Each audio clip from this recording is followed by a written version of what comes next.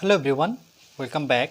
Study ম্যাথমেটিক্সে প্রত্যেকে স্বাগত জানিয়ে ক্লাস 7 থেকে chapter 6 page number 85 video part number আজকে 24 করব। কোর্সে দেখি 6.1 থেকে। লাস্ট ভিডিওতে আমরা 6 দাগের অঙ্কগুলো করেছি, আজকে আমরা 7 দাগের অঙ্কগুলো করব। নিচের জোড়া পদগুলির, এই যে দেখতে পাচ্ছ দুটো করে পদ আছে, এই জন্য লিখেছে নিচের জোড়া পদগুলির মধ্যে কোনগুলি সদৃশ পদ ও কোনগুলি অসদৃশ পদ তা যুক্তি দিয়ে লিখি।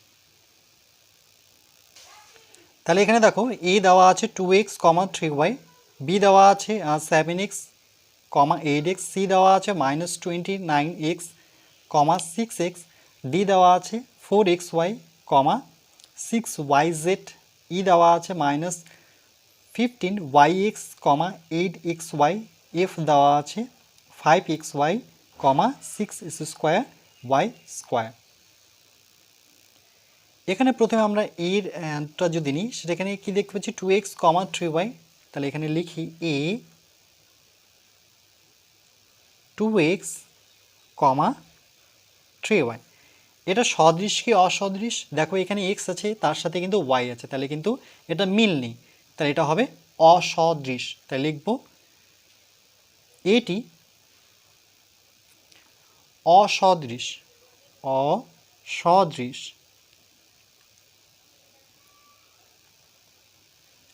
অসদৃশ।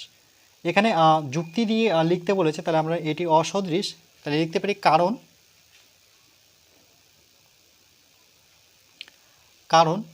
এর যে চলরাশি এখানে এক্স আর ওয়াই আলাদা, তাহলে লিখব কারণ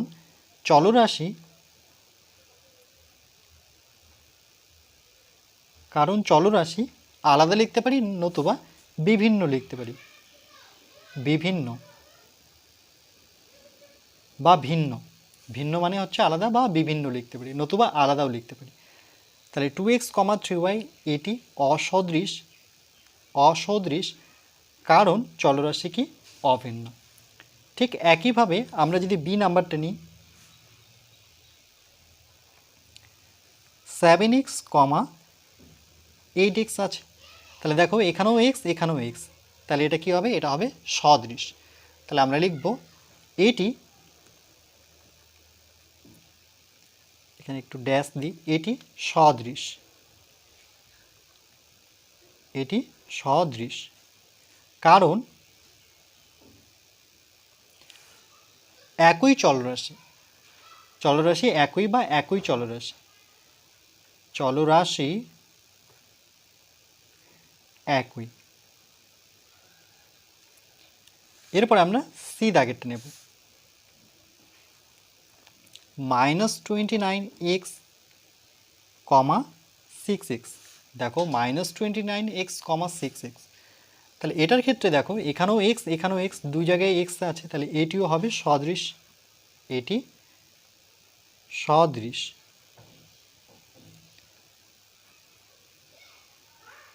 কারণ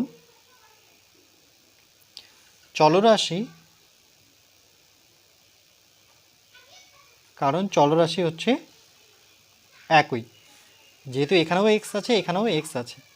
তারপরে আমরা কি করব? ডি নাম্বার করব। 4xy, 6yz, তাই লিখব 4xy, 6yz। এটি দেখো এখানে xy আছে, কিন্তু এখানে xy নেই, এখানে কি আছে? yz, তাহলে এটা হবে অসদৃশ।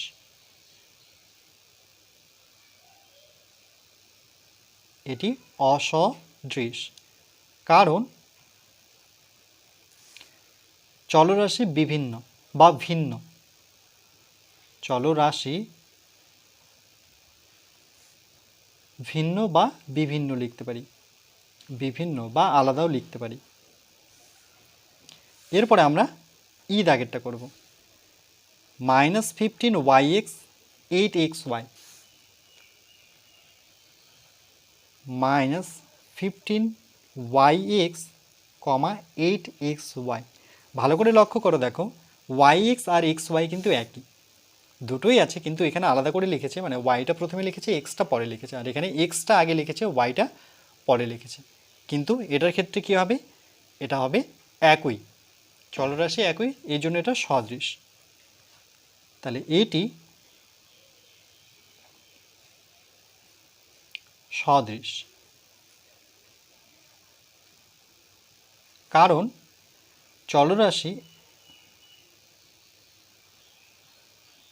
চলরাশি একই। এরপর আমরা এফ দাগেটা করব। 5xy 6x² y square, 5xy 6x² y square. দেখো এখানে এক্স ওয়াই আছে, কিন্তু এখানে এক্স স্কোয়ার ওয়াই স্কোয়ার আছে, তাহলে একই তো হলো না। তাহলে এটি অসদৃশ,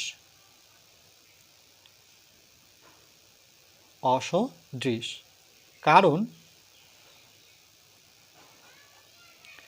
চলরাশি ভিন্ন বা বিভিন্ন বা আলাদা লিখতে পারি। চলরাশিটা এক নয়, এটাও লিখতে পারি, কারণ চলরাশি এক নয়। অনেকভাবে লেখা যায়, যেটা তোমাদের যেই ভাষাটা ভালো লাগে তোমরা সেই ভাষাটা দিয়ে লিখতে পারো।